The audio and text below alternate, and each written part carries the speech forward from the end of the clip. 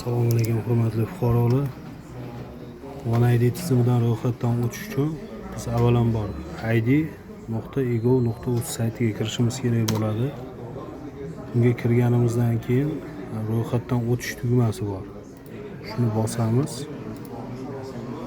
Ro'yxatdan o'tish. Bu yerda pasport ma'lumotlari bilan ro'yxatdan o'tish mumkin. Agar ERI kaliti bo'lsa, ERI kalit bilan ro'yxatdan o'tish mumkin.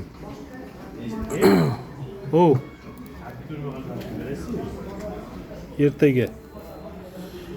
Hop, bugun nomerlar 322 027 300 245. Aka bugun kech bo'lib qoladi.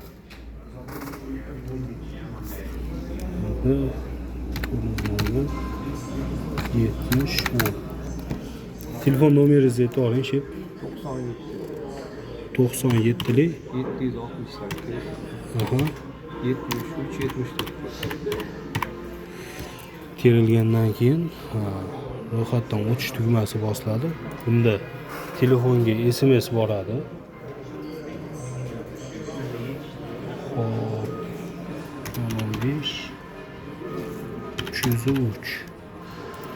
Ro'yxatdan o'tish bosilganda bu yerda SMSda ham login ham parol keladi fuqaroga. Ashin eksperiment o'rganib boringlar. Bunda faqat fuqarolarimizni o'sha o'ziga shaxsiy nomiga olingan telefon nomeri va pasport ma'lumotlari kerak bo'ladi buning uchun.